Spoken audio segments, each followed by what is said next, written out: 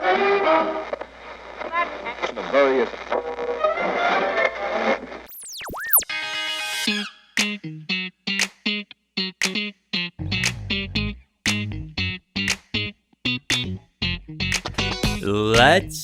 go. It's your host, Nick Perrette, and you're listening to Commercial Roofing Radio. This is the hottest radio station in the roofing world.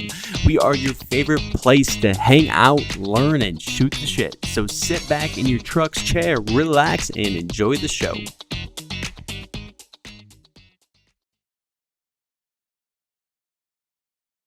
All right, everybody, let's rock. We're back again. I'm pumped up. We got one of my favorite people in the commercial roofing space. I've known him for a few years now. We got Jonathan Sherwood in the building.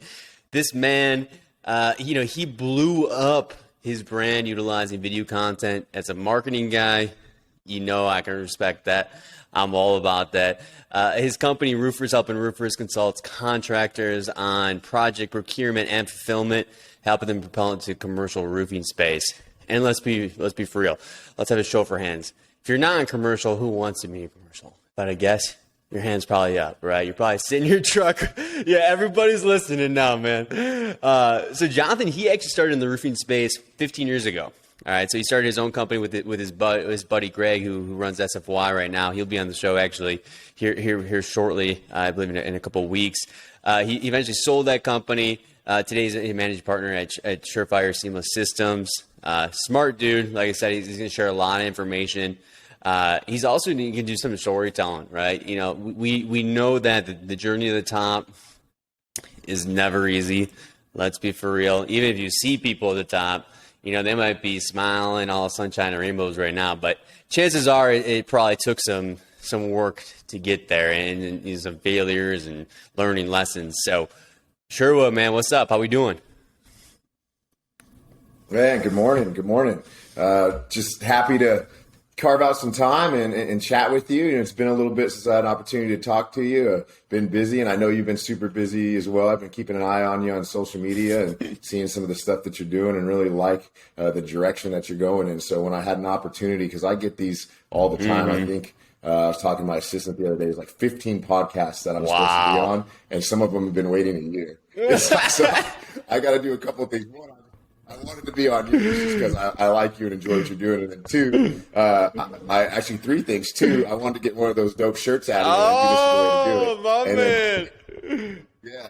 Let me grab one of those bad boys. I need to be intentional with putting out some value and being a value add to the industry by sharing either personal stuff or business stuff, and just continue keeping things moving for the young men that are coming up that were just like me years ago, that are looking how they can take the reins and really maximizing the commercial market space. Amen to that, man. Well, we appreciate you joining. I know you're a busy guy. You're all over the place, man. You're in Denver. You're in Texas, man. You're all over the country, it seems like, working on big projects, helping contractors, you name it. You're all over the place, man. So you're hosting events. I mean, I see all. Before we dive too deep in it, I want to make sure I don't give you a disservice, because, man, you had some good fortune come your way this year, and you finally got a freaking quarterback, dude. You finally got a quarterback, man. What's the prediction for the Denver Broncos this year, man? Man, I am so excited. First, let me tell you, it has been difficult when you've had, I believe, approximately 15 quarterbacks in 9 or 10 seasons. I lost count, it got so bad. And to get Russell Wilson, one, just because he's a franchise quarterback, obviously. Yeah. Two, the Seahawks beat the Broncos when you had Peyton Manning in the Super Bowl. Three, the guy is just all around a good man and a Christian, so I'm all about what he's about. And since he's set foot in Denver, he's already been making a powerful impact in that city. Wow, yeah. Man, to have that guy, I can't wait. For me, it took me a good portion of my life to get to the place where I could have season tickets. I had season tickets for years. It got so bad that I just stopped flying to Denver, every Sunday that we had a home game, and got rid of them. And I've got new season tickets this year. Best spot I've ever sat in the stadium in my life. No way. I'm super excited. I just want to see a winning season, and I can't wait. I'm a diehard Broncos fan, so for me it's Denver Broncos football and commercial roofing. That's about as far as I stretch. Well, what's funny too about you guys' situation, you guys finally got the quarterback, but now it seems like the AFC West might be the most loaded division of all time, and that division is there's no weak spots. Yeah, no, and we're fortunate though because we've always had a great defense. Everybody knows. Yeah, that. defense is and loaded. then we got a great offense too. You know, we got Javonte Williams in the backfield. We got Jerry Jeudy. We unfortunately got rid of Noah Fat. We got the other tight end. I can't even say his name. We got Cortland Sutton. We got Tim Patrick. We got great weapons. So let's see what a franchise tag quarterback can do behind center. Yeah. And let's see what our line can do. But our defense always shows up, so I'm not too concerned about that. Unfortunately, in the trade, we offloaded Noah and Shelby Harris, so we lost Shelby Harris on the defensive line, which That's right. is just a little bit of a challenge. You know, in my mind, he was a radical player. I really liked him a lot. People didn't know about him a whole lot. He wasn't a big name, but he was a playmaker. And He that's was. what matters. He was, man. Well, hey, I'm looking forward to it. I'm out here in Denver as well. Obviously, I'm a Packer fan, but I'm looking forward to it. I think you guys are going to have a fantastic season, and Russell Wilson's MVP caliber quarterback. So, congrats on that. And speaking of Denver, man, so is that where you got started? Is that where you first started your company then? The roofing company? Was that in Denver, your first one? I started my. Yeah, we started our roofing company. It's you actually know who my partner was. Still one of my best friends today. Known him for 22 years. Right. That's Craig Marthaler. That's the guy who's just shredding weight right now. Dude, he's looking good, man. He's looking good. Dude, I'm happy for him, amazing. man. It's so inspirational for me, you know, to watch him do that and to watch somebody that you love overcome that bondage to food. So it's just been really cool, just like I overcame the bondage to alcohol. So it's been really and good we'll to get watch into that a little bit each other, kind of get brought through these things. But yeah, I was in a unfortunate, really difficult place when I got into roofing. I'm sure we'll dive in a little more, but I was a heroin addict. I was wrapped up in a lot of crime, and Greg had said one thing to me. He was like, "Listen, man," he goes, "when you can stay sober, you're one of the best salesmen in shoe leather that I know." Yeah. To start a roofing company. He was going through some stuff financially. I think he had saved up like $15,000 in unemployment money. I was losing my house, going bankrupt, I had all kinds of stuff because I used to live by, I had a Land Rover with no land. I just had all kinds of debt and all kinds of cool stuff. I was really good at making money and really poor with managing money. So we got together and we started that company. We stayed lean and mean on it.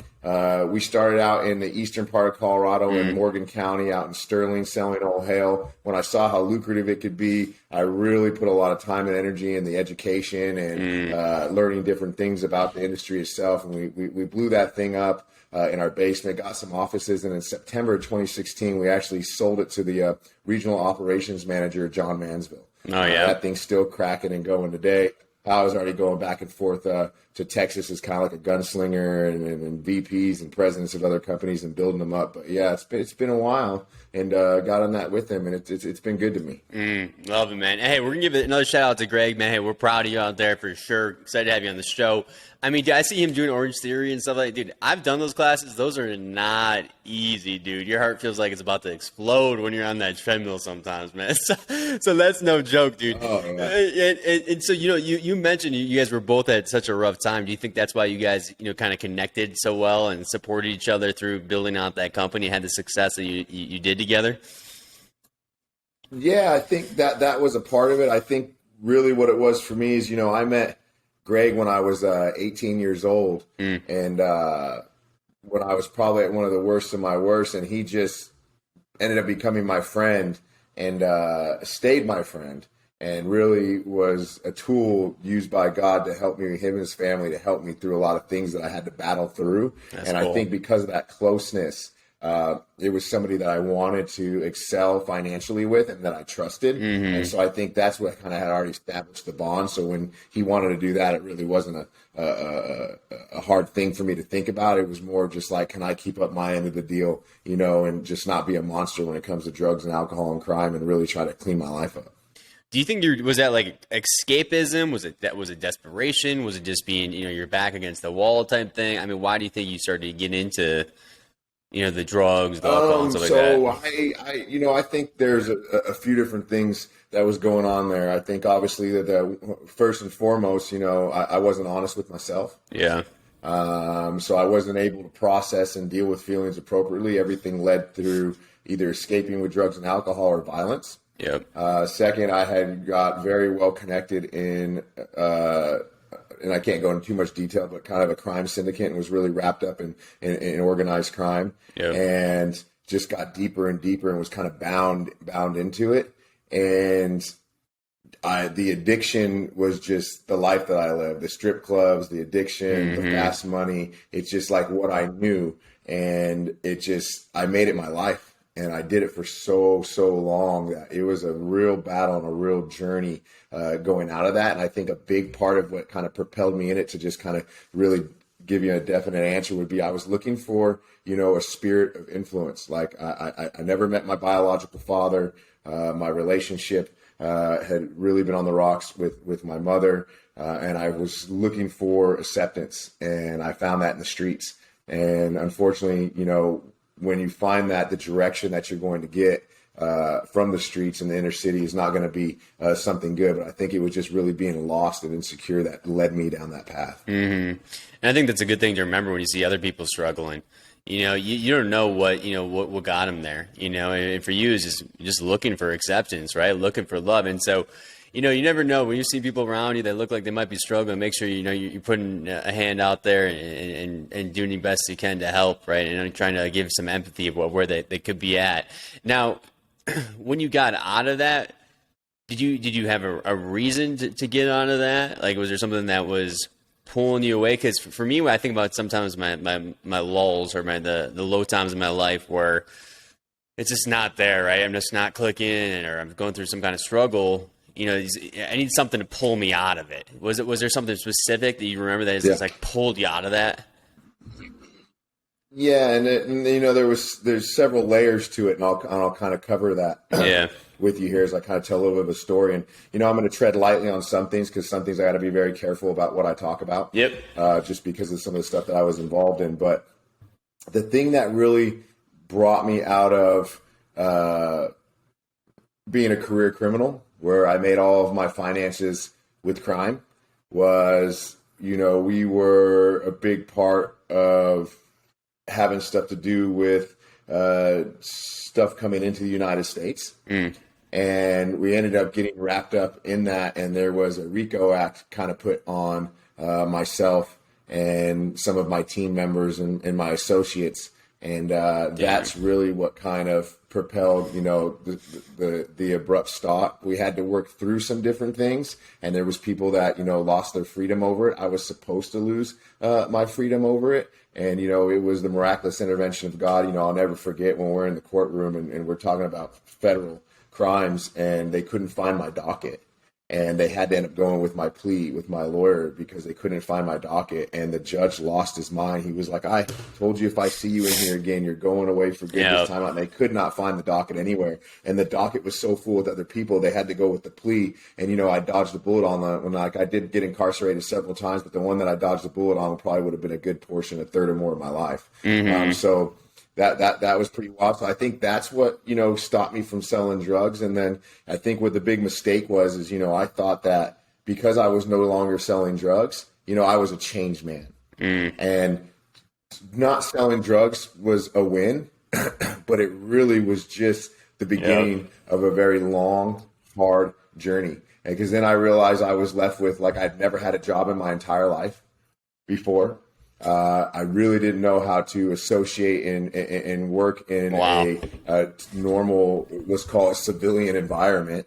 And I was angry all the time. I was violent, and I was a drug addict, and I was an alcoholic, and I was a womanizer, and I hated myself. And I went through relapse after relapse and setback after setback, even after I found God, because I just could not get honest with myself. It wasn't until I ended up losing, I had multiple really good women in my life that loved me that any men would have married, and I lost them both. And after losing the last one, I was like, man, I can't do this anymore. I'm going to be alone forever. And it took about 4 or 5 years of CBT, or cognitive behavioral therapy, where I had to retrain my mind on when something happened that made me feel uncomfortable, how to process that emotion and how to make the right decision. And then after that, so I got off narcotics. I've been through cognitive behavioral therapy for years. I'd lost everybody close to me, chased everybody off. And then I was still bound by alcoholism.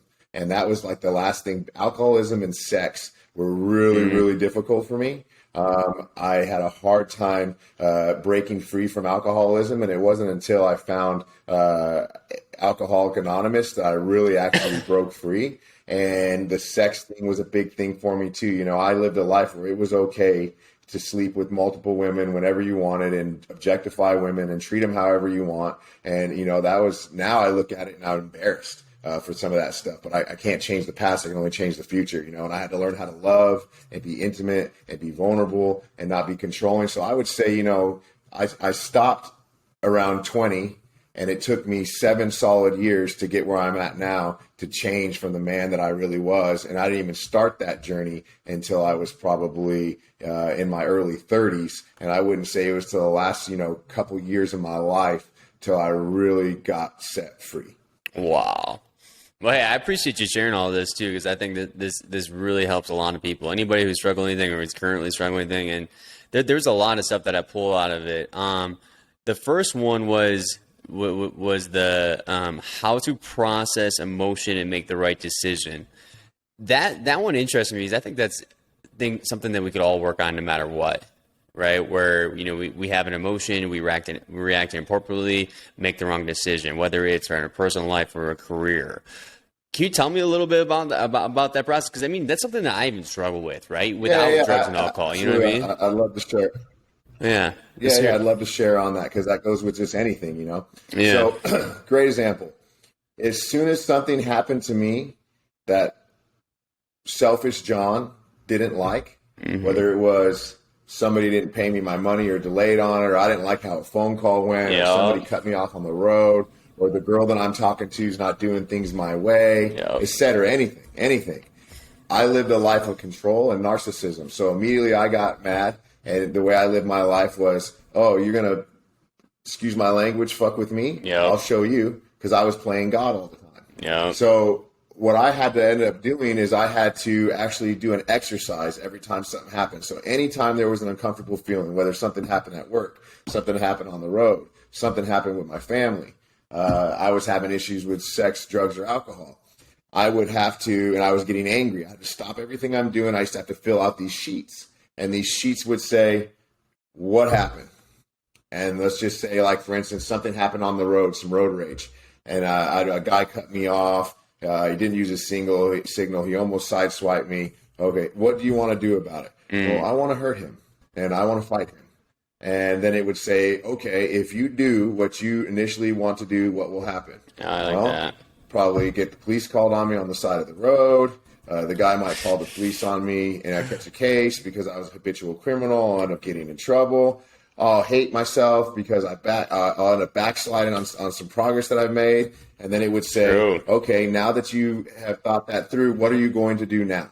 Oh, well, I'm actually just going to let it go. And I got a lot of grace in my life, and I'm thankful that I didn't get in a car wreck. And bam, that's how I did it. So I did so many of those sheets. People used to make fun of me because I would be at work and something crazy would happen. I was the president of the development company, and something crazy would happen, and my assistant would go, oh, better fill out one of your sheets, Sherwood. And I would walk around. Every week I'd have these stack of sheets given to this therapist, man. And I used to be like, this is such bullshit. But it was actually changing me to the point where it reprogrammed my brain. I don't have to fill out a sheet, and I automatically think like that in an instant. I could honestly probably print out a sheet myself. You know, everybody out there, right, it could work on this. Being too reactive. And it's crazy if you think about this exercise. It is so simple, right? But it can just change your decision making. And if you think about it, making good decisions changes your life, gives you a good life. Making bad decisions can lead to a bad life. So doing an exercise like this, especially, you know, if you're a leader of a company and you tend to be overreactive, because let's be for real, a lot of us are dominant, you know, very abrupt, you know, type leaders, right? Take a second, fill out a sheet like this, right? And start making better decisions. You know, your team's probably gonna be happier with you. You're probably gonna have better handling of conflict. I like it, man. That's great. Yeah, yeah. That's cool, man. So yeah, man. So you did that. You obviously have had a ton of success now, right? You were able to sober up, man. I'm very proud of you there. And look, when do you feel like you started to hit your stride then in your career with what you're doing now, man? Because now it seems like you built this brand, right? So you went from, rehab to these struggles. You now sold a company, you built another brand through this video content, right? You're helping contractors all over. You're doing a variety of different things, man. How did that momentum start to build? Was it just making, those small changes and adjustments in your life, or what was it? I think what the wild thing was is I've been selling commercial roofs for over a decade, but nobody knew who I was because I just refused to be moldable and pliable to technology. And when I had my last divorce, I canceled my Facebook account. I was like, I'll never have social media. No kidding. Oh, you're off social. Yeah, I was off social. So, I ended up looking into Gary Vee and studying a little Gary Vee and decided I was going to be that 1%er who documented what I was doing and gave away the value for free. And I made that decision at the end of 2018. About a year and a half after having a full-time videographer, it was really blowing up. And people were just hashtagging me roofers helping roofers. And I wasn't doing it for monetary purposes. I just generally had a heart and passion for the industry. And I wanted to give back, and that was a way that I could give back. I was taking FaceTimes of guys on roofs. People were answering questions. I was helping them out. And then it turned into like, hey, put on my shirt and help me procure the contract and fulfill the job. Mm-hmm. And then that later on turned on to, I want a year-long coaching program with you where, we have a full quick start and file vault. They have access to me. And if they want to exercise procurement and fulfillment, they can, or depending on where their market is or the size of the project, I can connect them with industry standard practices and leaders in their marketplace and area that can take care of them so they can feel safe. And it's just blown up and emerged. But it was completely unplanned. Yeah. And then what was happening in the beginning is, I had sold that company and I was kind of a gun for hire. And I was like, I don't ever want to own another roofing company. While I had so much work and I was a glorified broker at one point to different high pressure fluid companies that I did the one thing I said I would never do again. And I had another roofing company, except this time it was all commercial and all national. And it just kind of unraveled into this beast. And I would say the last 22 and a half years, it just exploded. Yeah. And it just got big and it got the wheels behind it. And I ended up outgrowing, by the grace of God, every single company that I was ever subbing high pressure fluids to. We are bigger than now. Wow. We are significantly bigger than now. Wow. And we did it like that. And I just think it was a really amazing thing. And it was, the relationships that God brought into my life, my partner, the people that work with me, and then the roofers helping roofers thing. That's just crazy organic, man. I never thought of it. It was not a plan. There was nothing behind it. But I didn't really realize everything that had been poured into me. Yeah. And what I really knew in the industry, because I was never really out there. And once I was put out there, I realized that I was in the top, few percent of people that actually do this thing as far as knowledge. And I think the thing that separated me from everybody else is two things. It was one, you saw me on the internet on different roofs all the time.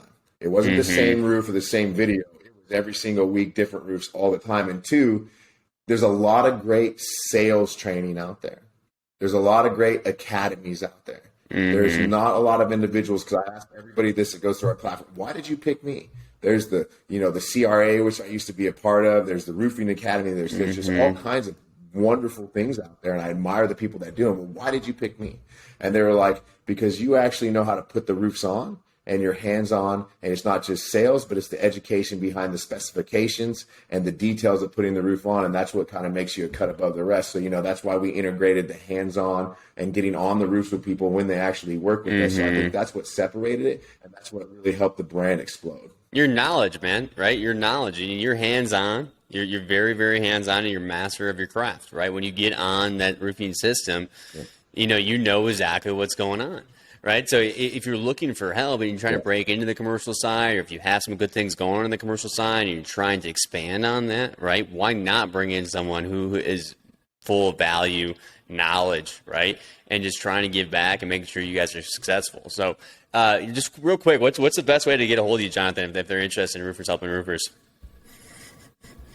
Yeah, they can go to roofershelpingroofers.net. That's the website. or they can go on to any format of social media, Instagram, Facebook, LinkedIn, and send a direct message. And then somebody from our team will get a hold of them. But yeah, I mean, what I tell people out there, I tell them all the time, it's like you miss 100% of the shots you don't take. Mm-hmm. So if you don't even take a shot at it, then how do you ever know what you were going to do or how well you could have been?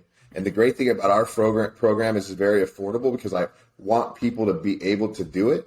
One commercial roof pays for it several times over. And the good thing is we don't just take on anybody. There's one of me. And that's what's been cool about my brand. Yeah, that's cool. There's one of me. So we vet them. We make sure they're ready for it. And we're going to make sure that we put people in the program where we're going to be able to celebrate their wins and watch them get into the commercial market space and watch them start actually fulfilling contracts on commercial deals within that year that they're with us. I love that, man. I love that. Yeah, you guys just make sure you get in touch with Sherwood. Biggest thing here is if you're a goal-oriented growth company, right? And we're talking, whether you're talking to me or somebody else, and you're discussing goals for the year.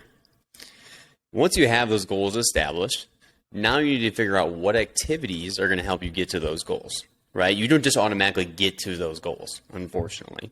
So when you look at activities, it could be marketing, it's sales, it could be training, development, right? What resources we're going to utilize. And this is where you want to look at bringing in people like Jonathan, right? And that can help you get to where you're trying to go, right? Trust me, invest in your company this year. This would be a great way to do so. One thing, Jonathan, I got to ask you about is it's a weird marketplace right now with commercial roofing, and it's kind of weirdly good with you with the material situation. Maybe this is actually a sweet spot for you. I want to hear what your thoughts are, because obviously we had the COVID situation. Now we got the economy. Of course, we've been dealing with the material shortage for quite some time now. I've been talking to contractors. It's interesting. I've talked to some that we've been in contact with that maybe do 15 mil or so, and they've never done really any kind of marketing. They've been in business for a while. All of a sudden, they're taking those calls with us, thinking about possibly doing some stuff. We've also had some people who decided to cut back, right? Some people who've cut off their marketing sources. And I think people are trying to feel it out. So I wanted to hear what your thoughts are on the marketplace right now. Yeah, it's a great question. So, I believe that you can use every obstacle as your opportunity. So we did something a little wild and crazy. So we literally opened SherFire Seamless Systems right in COVID. I love it, dude. And we ended up growing in COVID to one of the largest high-pressure fluid companies in the nation right now. Yeah. And running one of the most sets of rigs that are out there, like mobilizing, on the ground. So, that was wild.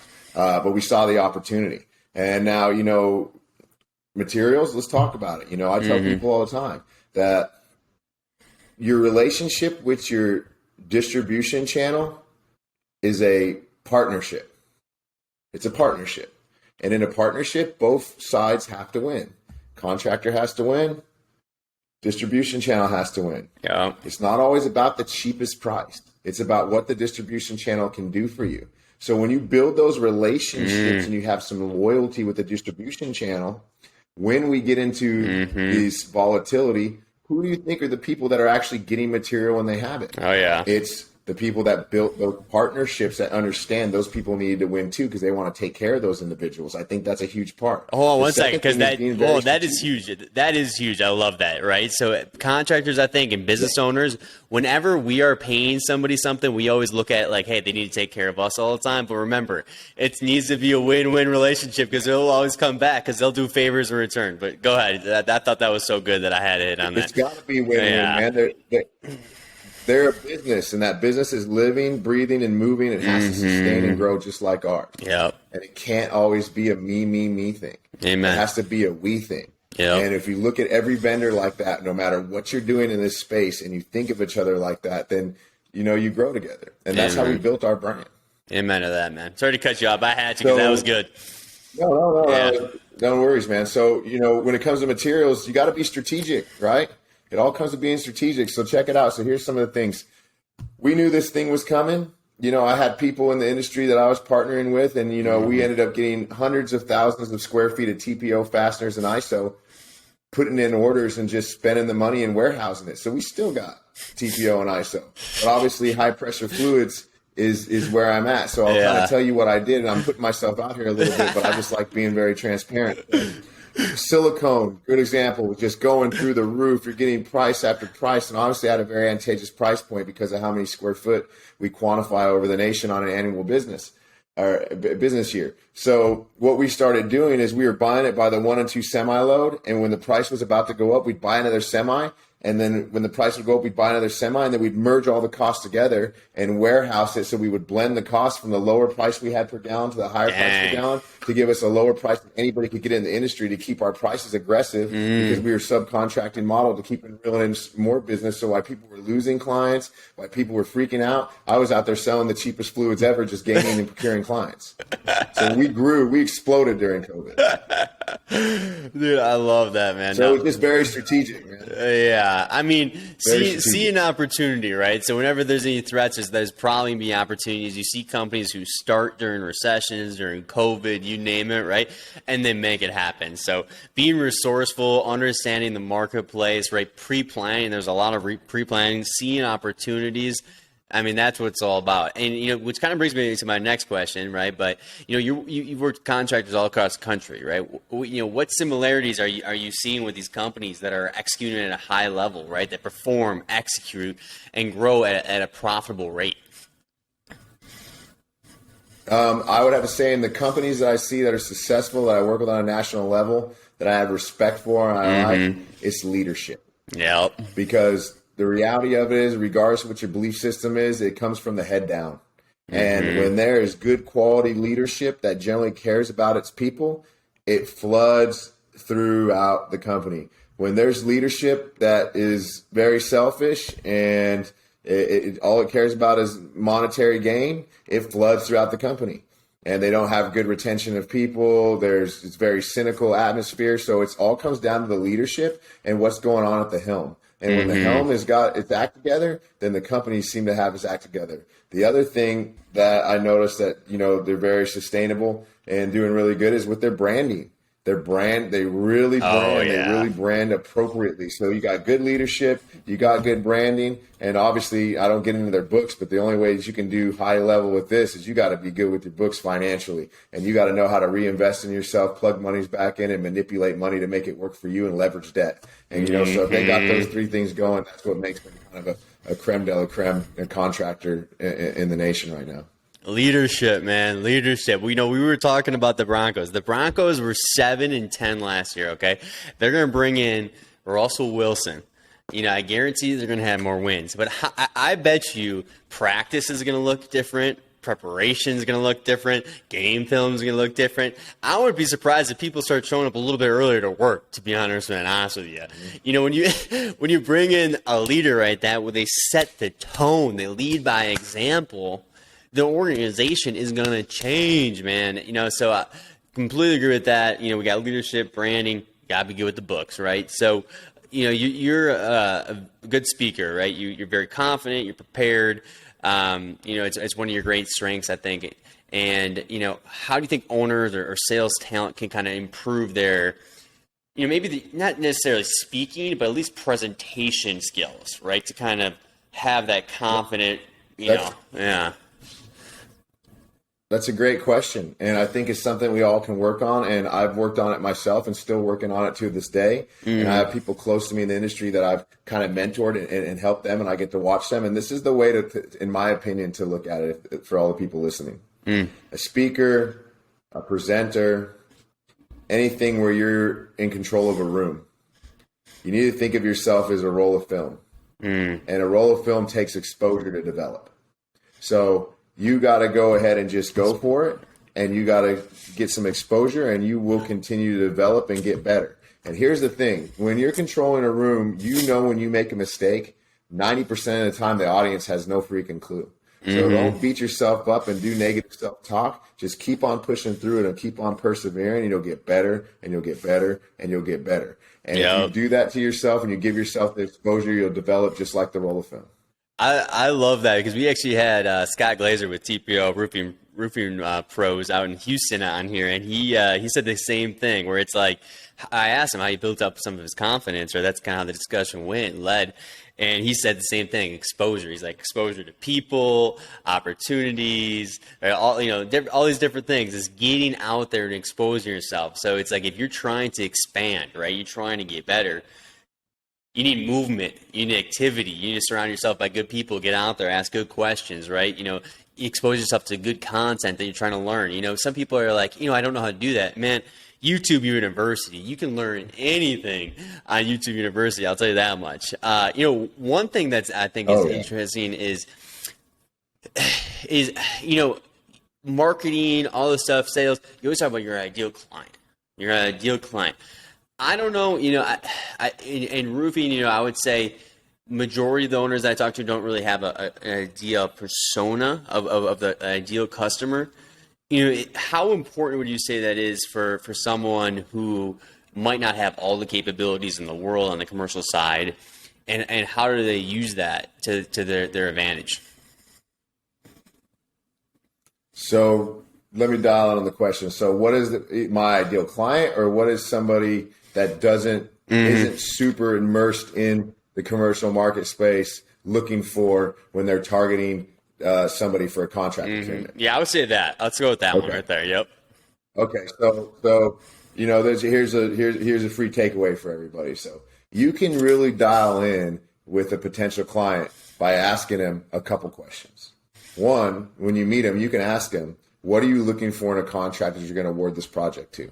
So instead of doing the guessing game of I'm going to give you the 20-year NDL and, oh, you don't need a warranty, you're going to sell this property, or, oh, you're just looking for repairs, or you're looking for communication, or you had a nightmare experience, or you want PVC, EPDM, or TPO, or you want designer shingle, or you want foam and coating, they're going to tell you what they're looking for. Yeah. They're going to tell you what it is they want to buy. Once they tell you what they want to buy, you come up with the most efficient system for their investment based off of that conversation. And then you gather all the data you need so that you can put together a comprehensive line item scope of work, a cost breakdown, manufacturer's material data sheets, sample warranties, and a product sample. And you go back to them, and when you do that prezo and you're trying to get them to sign on the dotted line, once you've done that and you say, listen, you told me what you're going to do, what you were looking for to award a project to a specific contractor. I feel we meet those needs. Based off of the data that I've collected and what I've given you, this we feel is the most efficient system for your investment. Now that we've done all that, what would it take for the opportunity to earn your business? And they're going to tell you. Boom. They're going to tell you what to do to sell them. And then you don't have to waste your time selling people, and you can just sign on the dotted line and waste your time putting on roofs and collecting checks and make it to where it's not really sales. And then what's going to happen? Because I know everybody listening, I'm always, you always got to get a hater. I say something like that, so it's like, if it were only that easy. Well, it is that easy. Because I can do it, anybody can do it. And I got a GED in jail. So check it out. This is what happens. Because here's what the guy that's smarter on the other side of the computer is going to say. We're going to get a comment that says, well, they're going to say, let's get another bid. Yeah, everybody says that. That's part of selling. So let me tell you what you say back to that. So what you say back to that is right after you ask them, what does it take to earn your business? And they say, well, I'm going to get some more bids. Hey, I totally agree with that. I just want to tell you about our company's last look policy. What exactly is that? The consumer is going to say. What that means is based off our correspondence, our communication, and you telling me what you're going to need in order to award the contract to a specific contractor, I came up with the most efficient system for this investment and then asked you what it is to earn your business. You said everything's great so far, except you need to get some more bids, which is completely understandable in standard practice. And that's why I want to tell you that we have a pretty strong last look policy, meaning if you go another direction on another system that we haven't spoke about, or you find an apples for apples comparison at a lower price point, we will revise our bid to match it or beat it within reason. And you tell them that from the day one, instead of waiting until they don't take your call for 2 weeks because you never said that. And then you look like a snake in the grass, like, oh, we have a last look policy. I forgot to tell you about it. And bam, the deal's yours to lose. If you do those things, the deal is yours to lose. I'm living proof of it. I love that. So you guys should probably just clip out that little section right there and keep replaying because what he just did is he just gave you the game plan right there, right? He just gave you the game plan. He gave you the goods right there to go ahead and start executing that. That's what I love that, man. That's awesome. Before we so we have a game we're about to play here in a second too, right? So Before we go into the game, I wanted to hear. Can you tell me a little bit more about these events you've been hosting? Because they seem pretty cool, man. Yeah, I appreciate that. So we host an event called "What's Stopping You," and basically what it was is I had made a commitment to myself. I knew that part of the plan and the purpose for my life was to help other people, because I knew that God spared my life from sickness and accident and death and disease because he had a plan for my life. And I always wanted to help people, but I didn't really know what my platform was going to be. And then I had got this roofing platform, and I told the Lord, I said, hey, if you can help me get free from these things that I'm bound to, and you can, I'll just be very, very rigorous, honest. I don't know how to say it. And so you can make me a millionaire, God. I said, outside of tithing and doing what I do for you, I will do whatever I feel my ministry and my calling is absolutely for free, and I will pay for it. And I said that prayer a while ago, and he did everything, and a couple years went by, and I'll never forget this. I was walking through the airport, like I think a year ago, and I was just holding my drone, and I was going somewhere. I don't know if I was coming or going, and I heard the still voice of God, and he said, what happened? You said if I made you a millionaire and I did all these things that you would help other people for free.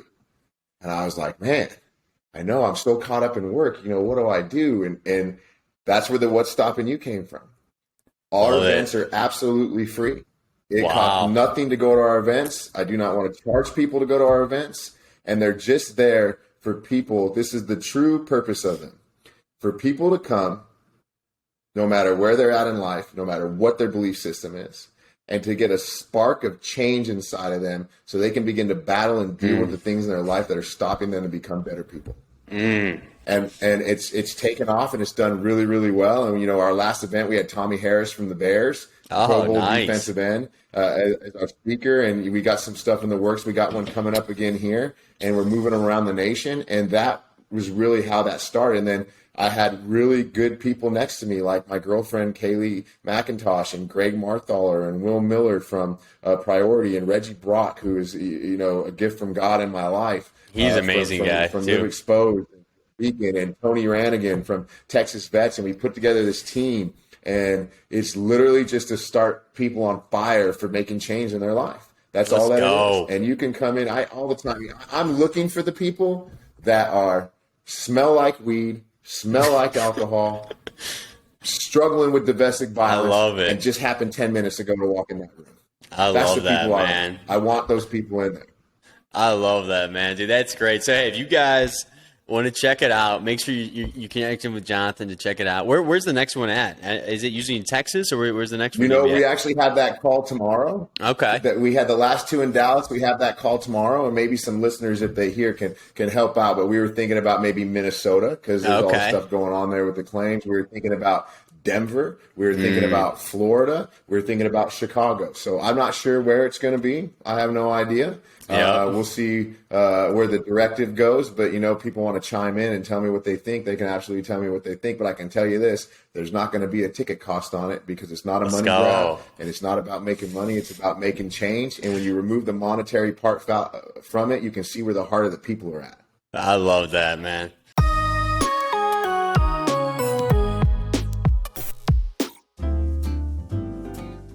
Oh, hey there. You come here often? I feel like I see you every Wednesday. And, you definitely caught my eye. I'll tell you one thing. You know how to stand out from a crowd. You already got a lot of great things going for you. I mean, I see your company. I see what you got going on. I want to be part of it. How about I give you my number and you send me a text? 720-796-4935. Hey, yeah, it's Nick, right? Peakleads.io. I think we can help you generate some commercial roofing leads. Looking forward to chatting. Talk soon.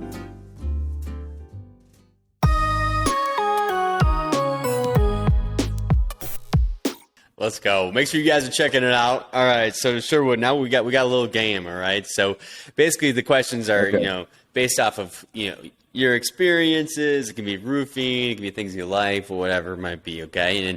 And it's Who Wants to Be a Roofing Millionaire, okay? So you get two lifelines, all right? So you get a 50-50. Basically, that removes two of the wrong answers, leaving you with a 50% chance of getting the answer correct. And you also have a phone a friend. Okay. But if you phone a friend, they can look it up online, they can do whatever they want, but if they don't pick up the phone, you don't get a lifeline. Just remember that, okay? So, all right, the first question is, you're a big Broncos fan. What is the most touchdowns John Elway threw in a season? Is it A, 31, B, 27, C, 41, or D, 22? 31. It's close. That's probably what I would have went with, but it's B, 27. It's a tough one because it's tough too because the numbers got inflated. You know what I mean? Because I think Manning threw like 55, right? Yeah. As it's gone on, it's just gotten crazier and crazier with the touchdowns. Yeah. All right. So you blew up your brand with video content. Okay, so one of the major platforms, of course, is YouTube. All right, how many hours of content is watched on YouTube every single day? Is it A, 15 hours, B, 100 million hours? Is it C, 1 billion hours, or D, 50 million hours? Wow. Isn't that crazy? No matter what, all those are crazy. You're going with D, you're going 50 million? I'm going with D. Dude, it's C, 1 billion. 1 billion hours of crazy. That's crazy. What are we doing to our minds? Dude, that is wild, man. That is crazy. Speaking of wild, we got another thing. Another thing that's wild is AT&T Stadium, right? We got Jerry World, dude. That Jumbotron is the largest TV in the world, all right? I'm trying to play Madden on that. For real. I just want to sit there in the stands and play Madden on that. Oh, that would be I'll be like, hit stick. Hit stick. Oh man, dude, that would be amazing. I love Madden, dude. Yeah. We still gotta get that game together, bro. You're lucky. You've been running away for a couple of years now, dude. I know. All right, so how big do you think that TV that we're gonna be playing Madden on is? All right, is it A, 11,520 square feet? Is it B, 4,520 square feet? Is it C, 7,520 square feet, or D, 2,520 square feet? I'm going to say it's 110 squares, A. It is A. It is A. That is correct, man. Measuring 160 by 72 feet. What roofs look like. Dude, yeah. I just thought it was huge. That's the reason I got that one right. Yeah, right. See, the roofing's helping now, dude. All right. Well, so we talked a lot about sales, right, and the sales process, everything like that. All right. So we're talking first touch point. We know that a lot of people don't follow up, right? That's a big issue, I would say, just in sales in general, right? So what percentage of sales do you think are actually made in the first contact, that first touch point with a prospect? Is it A, 45%, B, 90%, C, 73%, or D, 2%? Man, for commercial, I'm going to say D. 2%. That's correct. 2 in a row, man. What did you say? Yeah. I don't usually see ink on the contract when you're asking for big money and the first time you meet somebody. It ain't gonna happen. So remember, hey, trust the process, right? It's not gonna happen on that first contact a lot of the times, right? So make sure you're following up and have a sales process for that. Now, the roofing industry, if you didn't know this, Sherwood, loves trucks. All right, they love trucks, but just in general, what full size pickup has been the best selling truck for 46 straight years? Is it A, Dodge Ram, B, Ford F-Series, C, Chevy Silverado, or D, GMC Sierra? Man, I personally think it's going to be the Dodge or the Ford. I'm going to go with the Ford F Series. That's right, man. But what are you driving around? What do you like? I got the 250 Black Widow. Ooh, I like that, man. That's fresh, dude. Yeah. Well, hey, you crushed it. You got 3 of those right. We'll make sure that Danae connects with you, gets over your dress and shirt size, sends you over one of those big roof shirts because I know you love big roofs. Yeah. And you I'll cannot get a picture lie on Facebook with it. Heck yeah, dude. I appreciate that. I'll get on a big roof with it too. I'll get on a giant roof for you with it, where I just look like a speck. Let's go, dude. That'd be epic, man. Hey, so before we close it out, we always say, hey, end it with some enlightenment. So, man, you could tell me a quote. You could tell me a life lesson. You could tell me something that you're working on right now. You could tell me a book suggestion. It doesn't matter what it is, man. Let's end it right here with some enlightenment, dude. Yeah, let's end it with something that will encourage, edify, and propel the listener, right? So there's a word that we used in the first 25 minutes quite a bit when we were talking about my life. And that was the word that you used, struggle. People are struggling with things. So I want to give my opinion on that.